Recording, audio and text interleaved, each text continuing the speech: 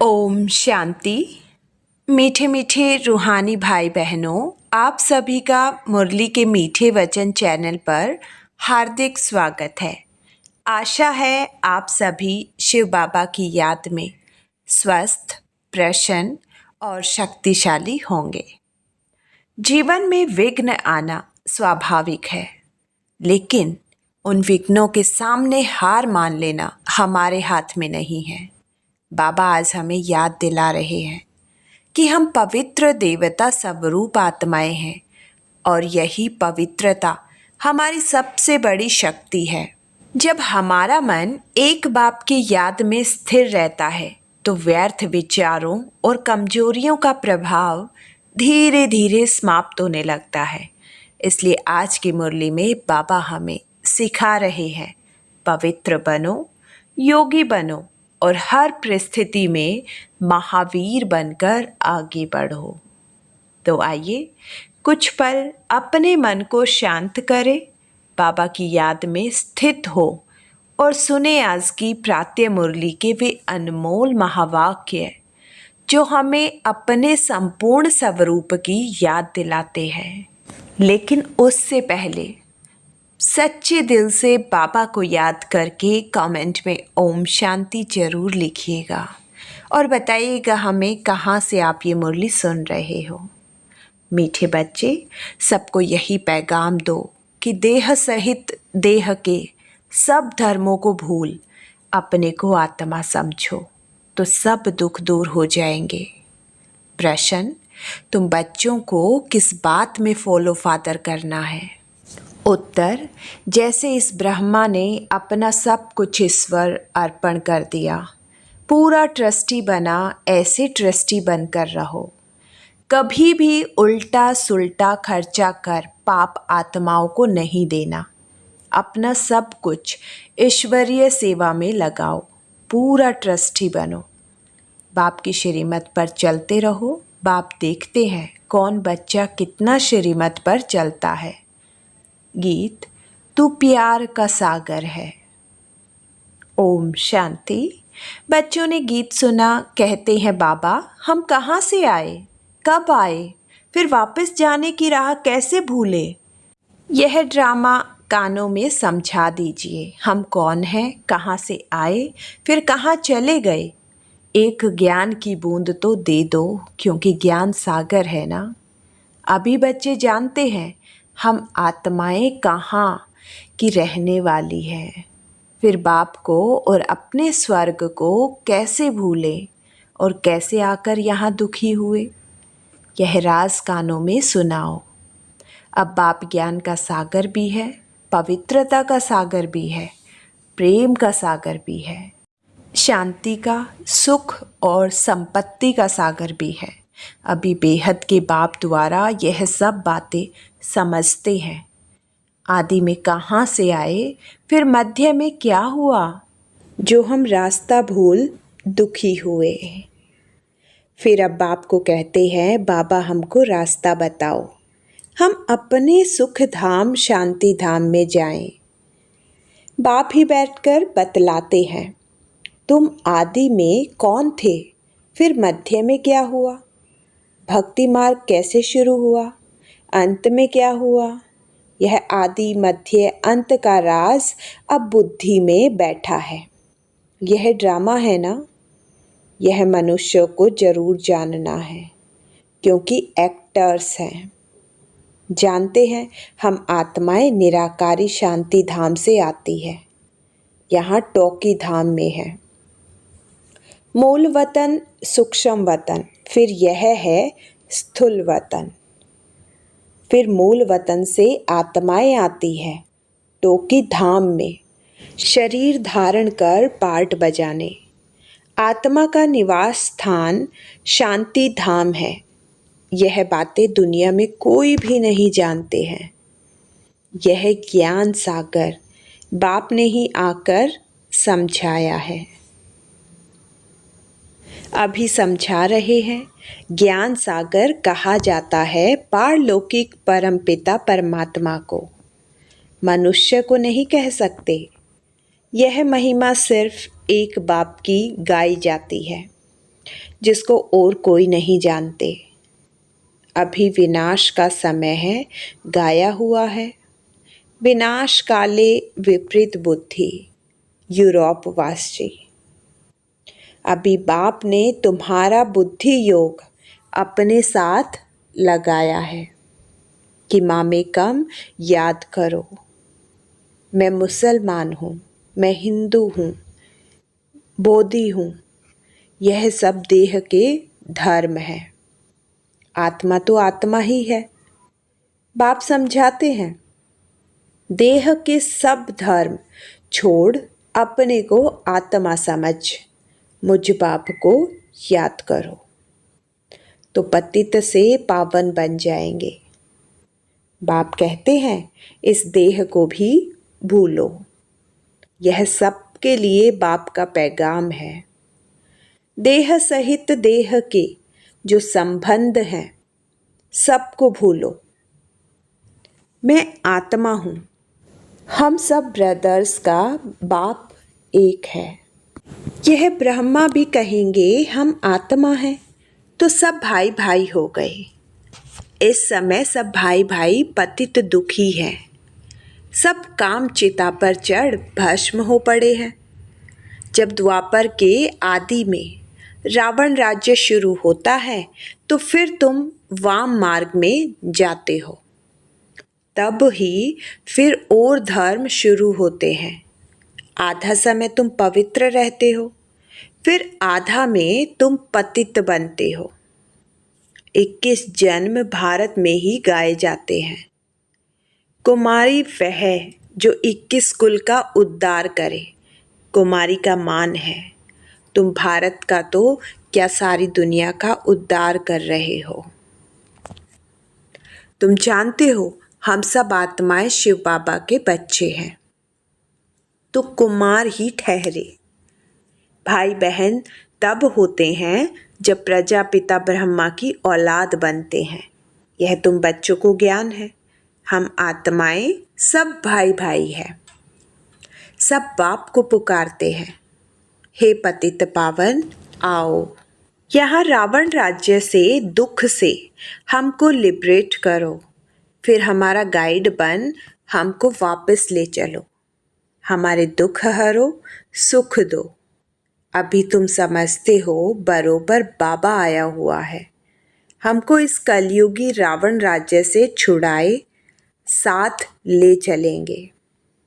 बाप जानते हैं अभी आत्माएं पतित हैं, इसलिए शरीर भी पतित है। आत्मा को ही पावन बनाकर ले जाते हैं निर्वाण धाम में।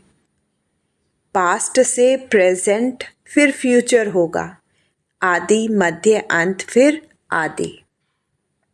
सतयुग आदि कलयुग अंत, फिर फ्यूचर होगा सतयुग।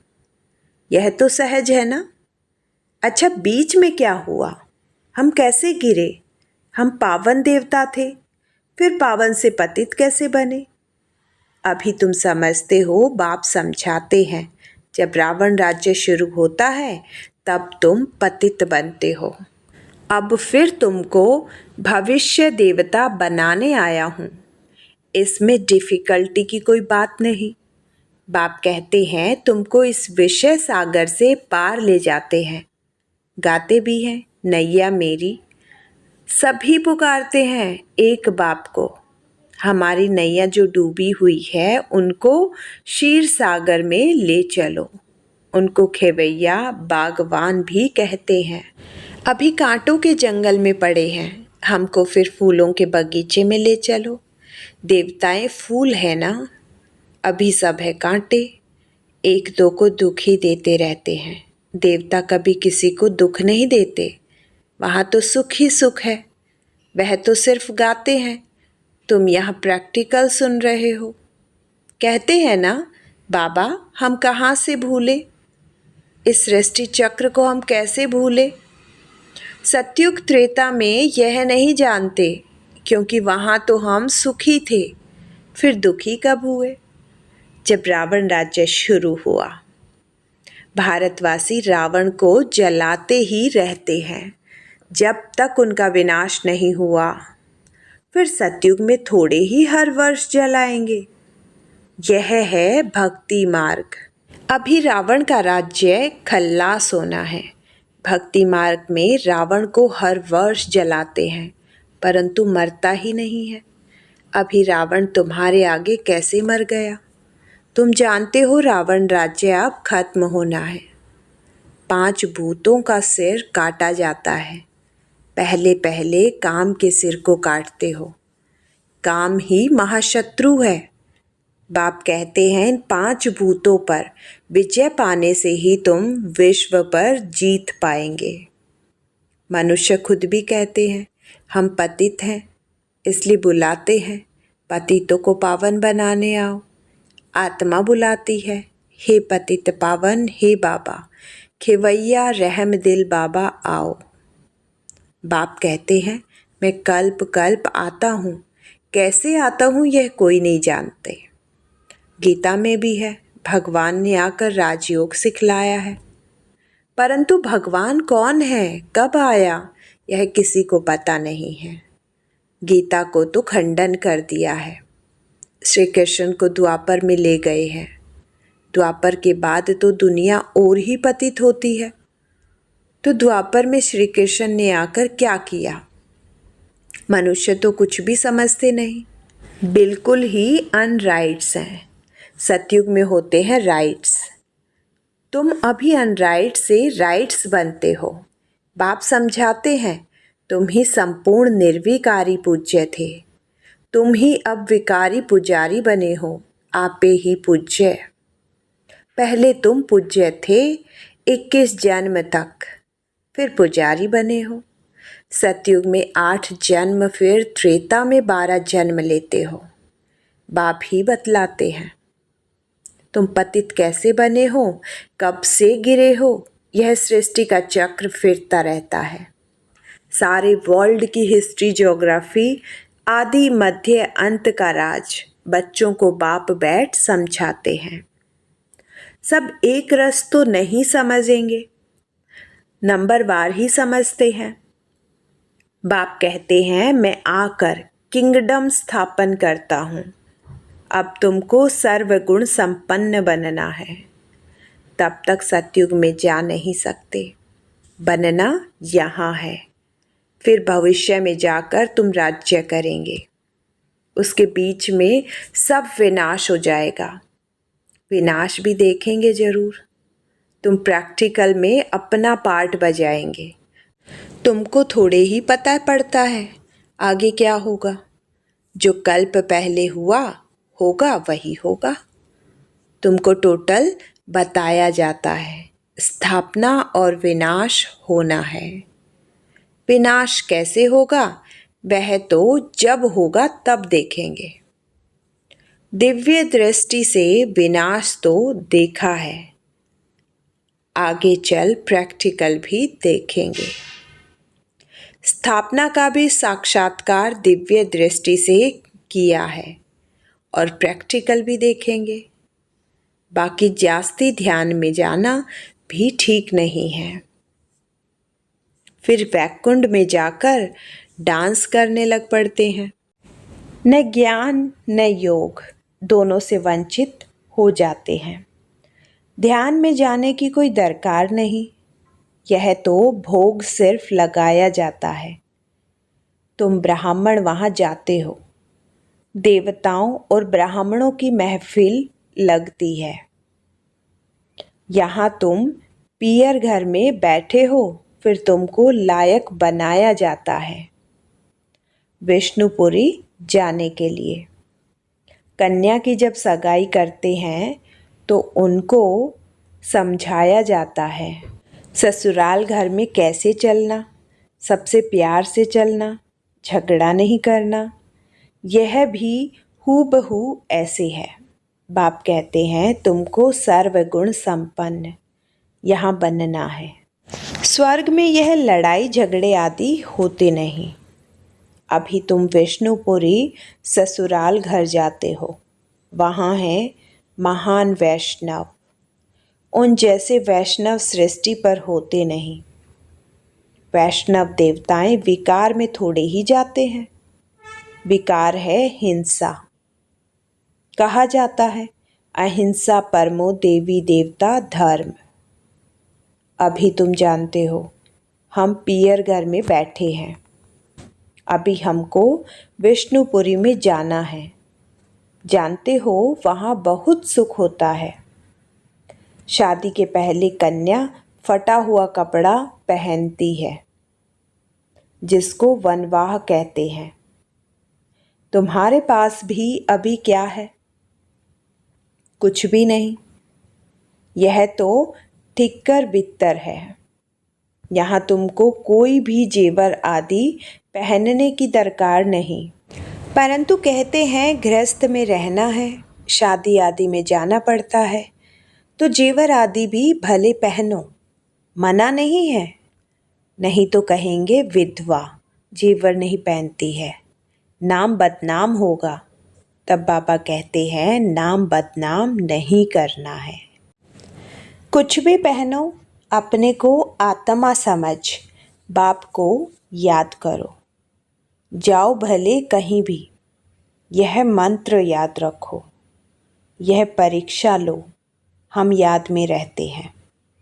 यहाँ हम जाते हैं बाबा के डायरेक्शन से, उनके साथ भी तोड़ निभाना है, परंतु हथकार दे दिल यार दे तो समझेंगे यह मजबूत है। जेवर आदि पहन शादी पर भले जाओ, इकट्ठे रहो, लेकिन महावीर बनना है। सन्यासियों का भी दिखाते हैं ना। गुरु ने वैश्या पास भेज दिया, सर्प के पास भेज दिया। जो बहादुरी से पास हो दिखाते हैं उनको महावीर कहा जाता है। बाप की याद में रहेंगे तो फिर कोई कर्मेंद्रियों से चंचलता नहीं होगी। बाप को भूले तो कर्मेंद्रियां चंचल होगी। विश्व के तुम मालिक बनते हो, यह कम बात है क्या? सन्यासी इन बातों को बिल्कुल नहीं जानते। शास्त्रों में भले कुछ बातें हैं, परंतु खंडन कर दिया है। भगवानुवाच मैं तुमको राजयोग सिखाता हूँ। जब तक जीते रहेंगे ज्ञान अमृत पीते रहेंगे, सुनते रहेंगे, राजधानी स्थापन हो जाएगी।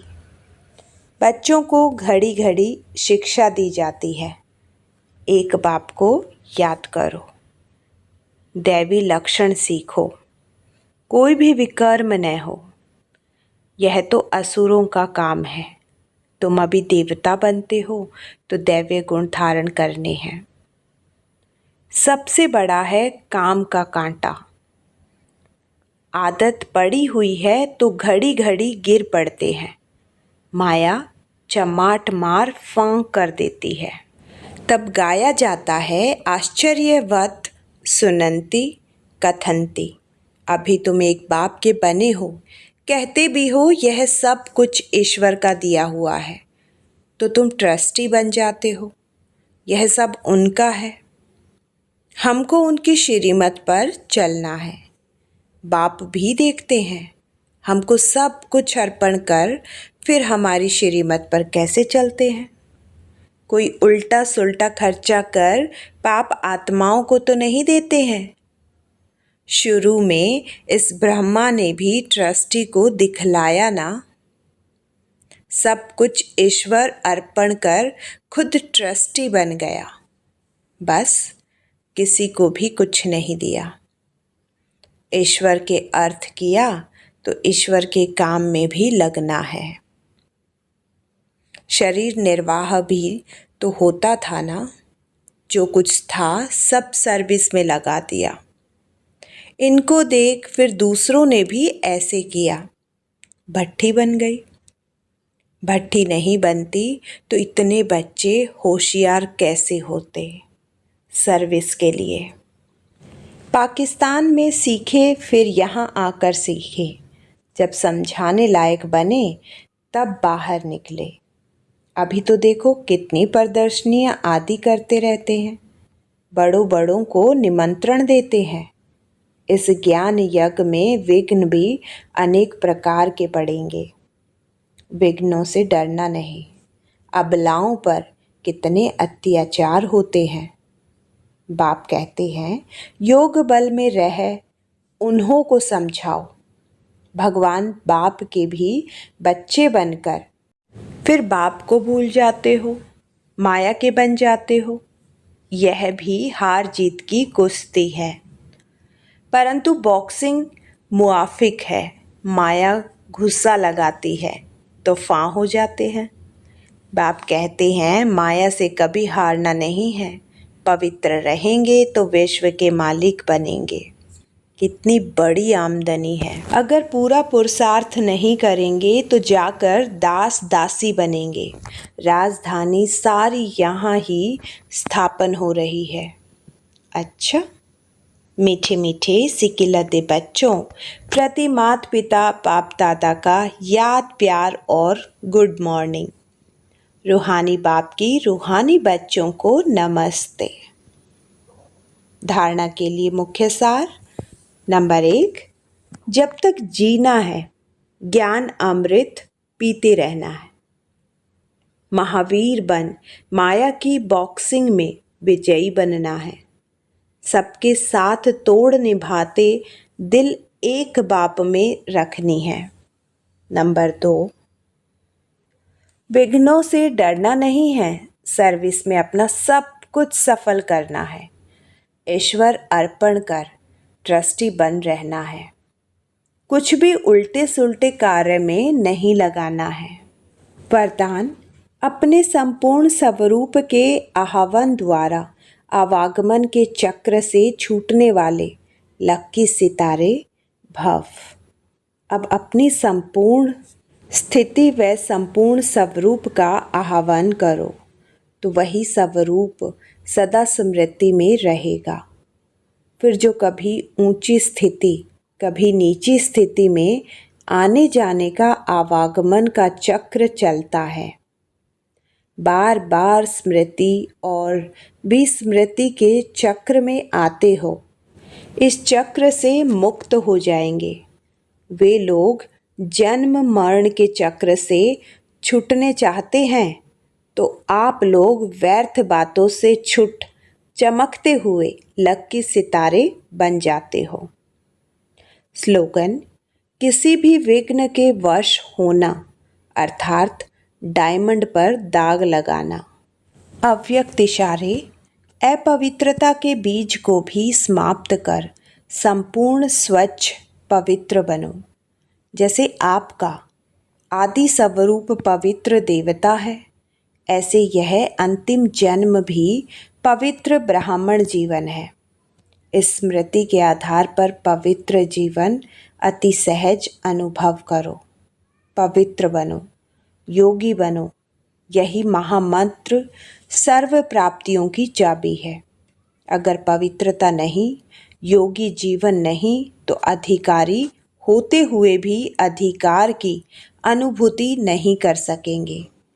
यह महामंत्र ही सर्व खजानों के अनुभूति की चाबी है। आज की मुरली से बस इतना याद रखें, पवित्रता हमारी शक्ति है और बाबा की याद हमारी सुरक्षा। जब भी कोई विघ्न सामने आए, घबराने के बजाय अपने संपूर्ण स्वरूप को याद करें और स्वयं को एक चमकते हुए लक्की सितारे के रूप में अनुभव करें। आपको आज की मुरली से सबसे प्यारी सीख क्या मिली? कमेंट में ज़रूर लिखिए ताकि आपकी एक सीख किसी और आत्मा के लिए भी प्रेरणा बन सके। और अगर आज की मुरली से आपको शक्ति और शांति का अनुभव हुआ हो तो इसे अपने भाई बहनों के साथ भी शेयर कीजिए। बाबा का प्यार, याद और शुभ दृष्टि आप सभी के साथ बनी रहे। फिर मिलेंगे एक नई मुरली की नई सीख के साथ। ओम शांति।